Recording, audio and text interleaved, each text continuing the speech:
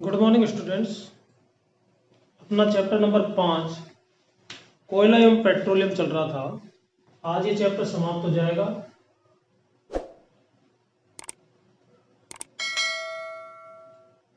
Chapter 5 कोयला एवं petroleum.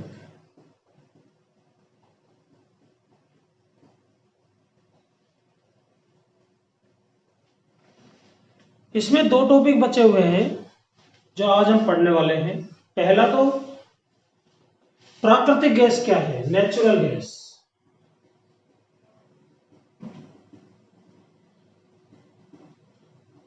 प्राकृतिक गैस यानी कि नेचुरल गैस।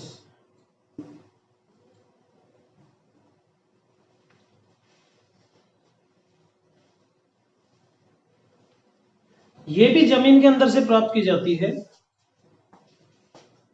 भारत में भी विशाल जगह पर प्राकृतिक गैस पाई जाती है, जैसे असम है, अपने यहाँ पे बाड़मेर है राजस्थान के अंदर। तो कई क्षेत्र हैं जहां पर प्राकृतिक गैस के बहुत सारे भंडार पाए गए हैं। प्राकृतिक गैस को जब हम उच्च दाब पर संपीड़ित कर लेते हैं, कंप्रेस कर लेते हैं, तो सीएनजी प्राप्त होती है, जिसका नाम आपने सुना होगा, सीएनजी। सीएनजी यानी कि संपीड़ित प्राकृतिक गैस।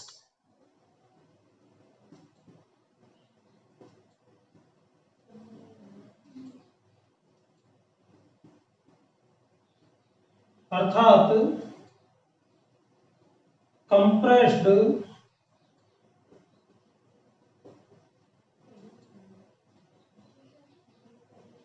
Natural gas.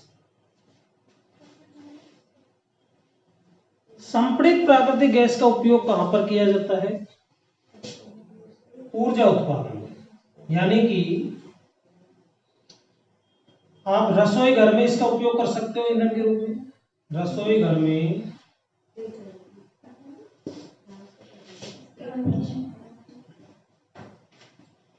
ईंधन के रूप में, जैसे आप एलपीजी को जलाते हो उसी तरीके से आप इसको जला सकते हो और खाना पका सकते हो। दूसरा, इसका उपयोग वाहनों में तो पर्याप्त मात्रा में होता ही है। दिल्ली बॉम्बे जो बड़े महानगर है वहां पर तो जो वाहन है वो इसी से चलते हैं। वाहनों में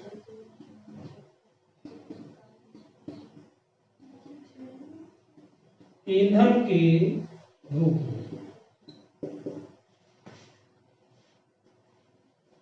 ये इसके उपयोग है।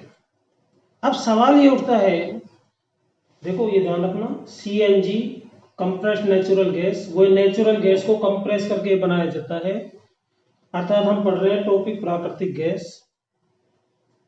प्राकृतिक गैस को संपीड़ित करके सिलेंडरों में भर दिया जाता है, वो सीएनजी बन जाती है। सीएनजी का उपयोग हम ऊर्जा उत्पादन में यानी कि ईंधन के रूप में करते हैं। रसोई घर में इसका उपयोग किया जा सकता है और वाहनों में किया जा सकता है। सबसे बड़ा फायदा क्या है कि सीएनजी को, इसका परिवहन बहुत आसान है। एक स्थान से दूसरे स्थान पर इसको पाइपलाइंस के द्वारा भेजा जा सकता है।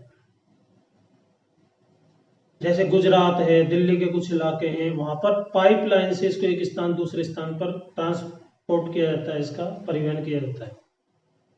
ठीक है।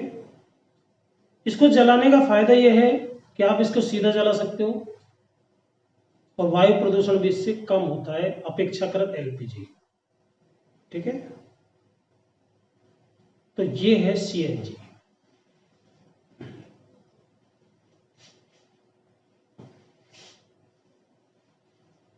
अब इस चैप्टर का अंतिम टॉपिक,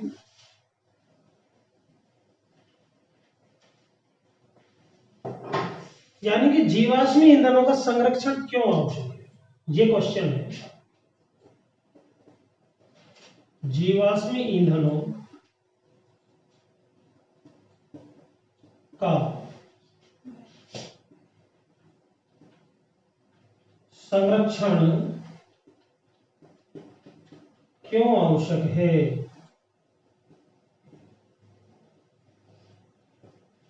अगर हम इनको संरक्षित नहीं करेंगे तो क्या होगा? देखिए बच्चों, जीवाश्मी ईंधन यानी कि कोयला और पेट्रोलियम में पेट्रोल, डीजल, केरोसिन सब कुछ आते हैं। इनका संरक्षण आवश्यक है। जब नितांत आवश्यकता हो तब इनका उपयोग करना चाहिए, वरना इनके उपयोग से बचना चाहिए। उसका कारण यह है कि जीवाश्म ईंधन मृत जीवों के अवशेषों से प्राप्त होते हैं और इनको बनने में लाखों साल का समय लग जाता है। ये नहीं आज खत्म हो गए कल उत्पादन हो गया, साल 2 साल में उत्पादन हो गया। इनका उत्पादन करने के लिए लाखों करोड़ों साल का समय लगता है, इसलिए इनका संरक्षण जरूरी है। और दूसरा, जितना आप इनको जलाओगे उतना ही वायु प्रदूषण, एयर पोल्यूशन ज़्यादा होगा, जो स्वास्थ्य के लिए, वनस्पति के लिए, जलीय जीव जंतुओं के लिए, पर्यावरण के लिए हानिकारक होता है। तो इनका मितव्ययतापूर्वक उपयोग करना चाहिए, नहीं तो आने वाली पीढ़ियां इनके उपयोग को तरस जाएगी। तो क्यों आवश्यक है? इसके 2 कारण हैं।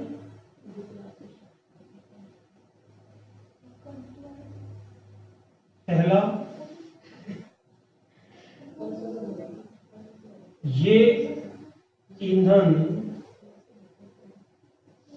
सीमित है, कुछ 100 साल तक चलने वाले हैं। ये ईंधन सीमित है तथा इनका निर्माण मृत जीवों के अवशेषों से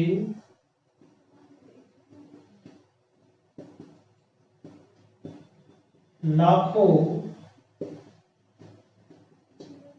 वर्षों में होता है। एक तो रीजन है ये सीमित है, बहुत जल्दी खत्म होने वाले हैं और आप इनका निर्माण तुरंत नहीं कर सकते। इनको बनने में लाखों करोड़ों साल का समय लगता है, वो भी प्राकृतिक घटना के कारण ही बनते हैं अपना आप। दूसरा रीजन क्या है? इन ईंधनों को जलाने से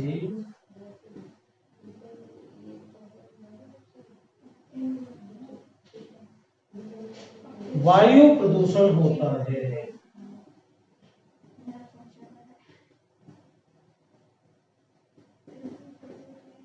इन ईंधनों को जलाने से वायु प्रदूषण होता है, यानी कि जितना ज्यादा आप इनका उपयोग करोगे, जितना ज्यादा इनका दहन करोगे, उतनी ज्यादा वायु प्रदूषित होगी, जो आपके स्वास्थ्य के लिए गंभीर संकट उत्पन्न करेगी।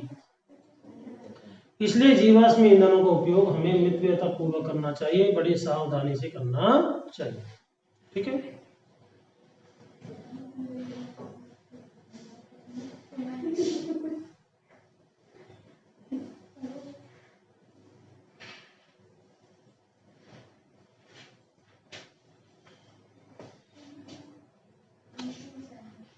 ईंधनों के संरक्षण के लिए विशेष रूप से पेट्रोल डीजल के संरक्षण के लिए एक संस्था स्थापित हुई, पीसीआरए।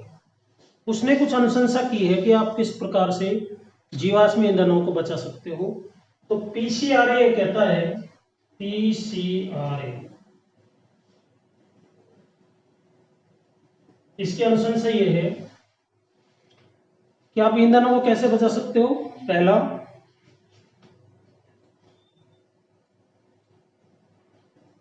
गाड़ी का उचित रखरखाव। दूसरा, टायरों में उचित हवा। तीसरा,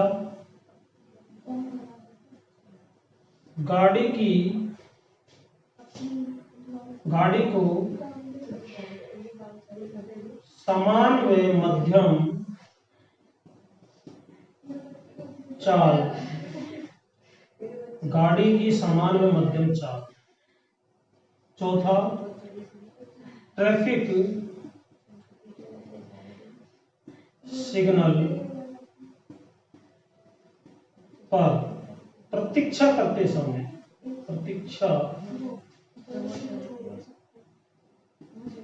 समय इंजन बंद।